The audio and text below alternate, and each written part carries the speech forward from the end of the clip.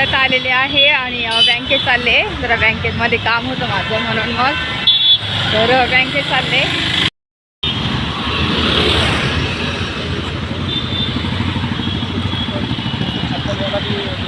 काम झाल्यानंतर निघाले की तुमच्याशी बोलते. चला मग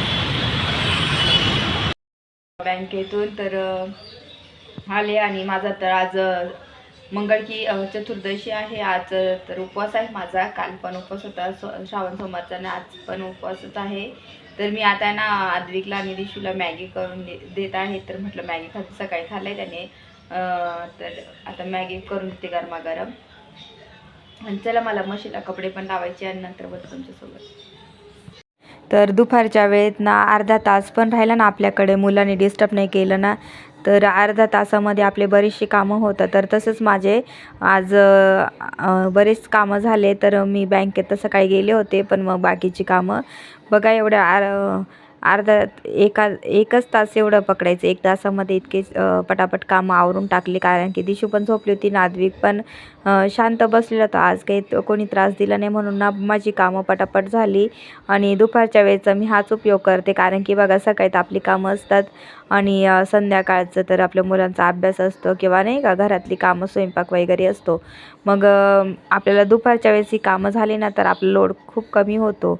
आणि बाकीची कामं दुपारच्याच टायमात आवरून ठेवली ना तर बऱ्यापैकी आपल्याला टाईम पण मिळत असतो स्वतःला.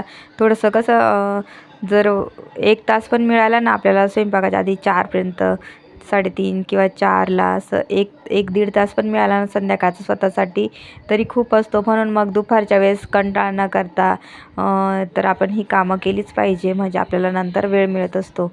तर मी अशीच करत राहते नेहमी, म्हणजे स्वतःला पण वेळ मिळतो, बाकीच्या गोष्टी ज्या आपल्याला आवडतात ना त्या गोष्टींना पण वेळ मिळतो. आता मी तर पाहू शकता झाडांना पाणी सर्व झाडझूड करून झाडांना पाणी घालून घेते. गॅलरीसुद्धा मला धुवायची आहे आज, तर गॅलरी पण धुवून घेते. म्हटलं चला तर आधी झाडांना पाणी घालते. आता गेले 2 दिवस झालं पुण्यामध्ये खूपच जास्त ऊन पडायला लागलेलं आहे. तर म्हटलं चला आता झाडांना पाणी घालून घेऊयात. तर सर्व झाडांना पाणी घालून घेतलं. त्याच्यानंतर मग मी गॅलरी पण क्लीन करून घेतली, ड्राय बाल्कनी.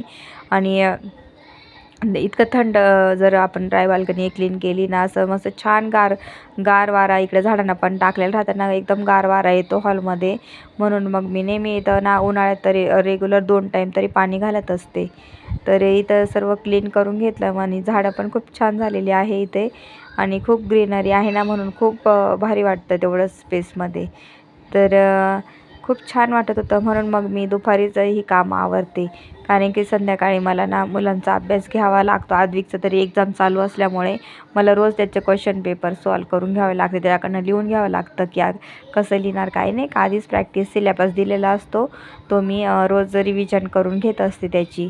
तर त्याच्यामुळे मग ते काम त्याच्यासाठी रात्री थोडंसं फ्री पाहिजे, स्वयंपाक करून त्याचा अभ्यास पण घेणं, ह्या गोष्टी कराव्या लागतात. त्याचं फूल इतकं छान आलेलं आहे ना.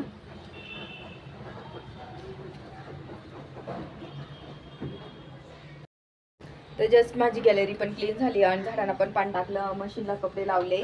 आता मी पुसून घेते घर. आज चतुर्थी असल्यामुळे सकाळी मला नाही शक्य झालं पुसायचं, नाही तर सकाळीच पुसून घेतलं असतं. पण बाकी सर्व कामं आवरून गेली होती, भांडे वगैरे काही नव्हतं. तर चला मी आता पटकन घर पुसून घेते, नंतर बोलते.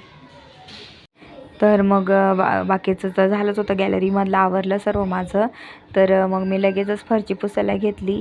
ऑलमोस्ट मी सकाळी ना शाळेत जायच्या आधीच मी सर्व भांडे क्लीन केले होते. आणि आज उपवास असल्यामुळे ना दिशू आणि आदूचंच टिफिन होतं, मला जास्त काही बनवायचं नव्हतं.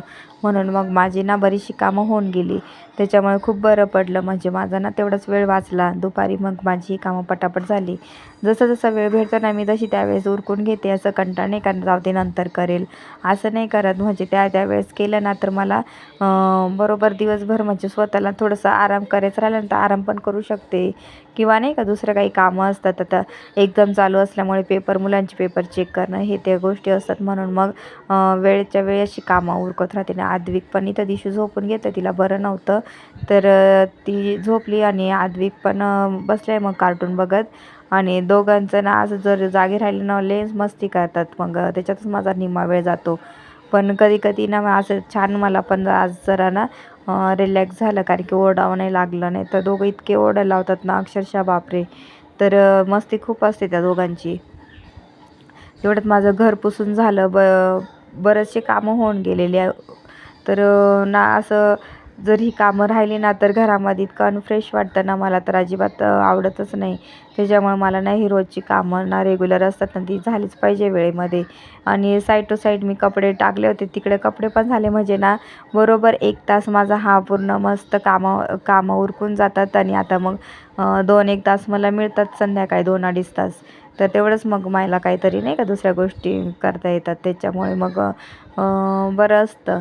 मग अशा प्रकारे मी ही रोज दुपारच्या वेळेचा असा उपयोग करत असते माझ्या कामांसाठी.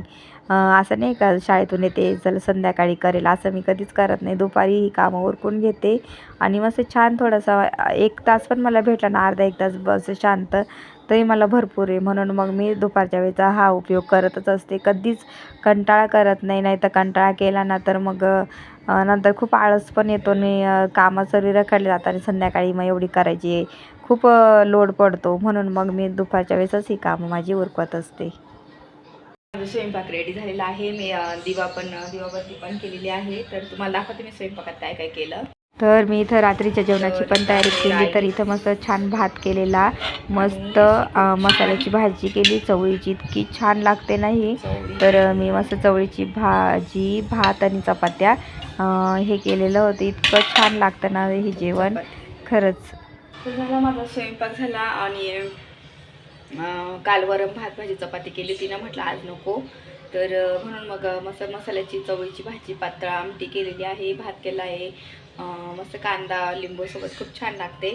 तर चला मी आजचा व्हिडिओ इथंच एंड करते. माझा हा व्हिडिओ आवडला असेल तर जास्तीत जास्त लाईक करा, शेअर करा, सबस्क्राईब करा. तोपर्यंत तुमची काळजी घ्या. भेटूया नेक्स्ट ब्लॉगमध्ये. तोपर्यंत बाय.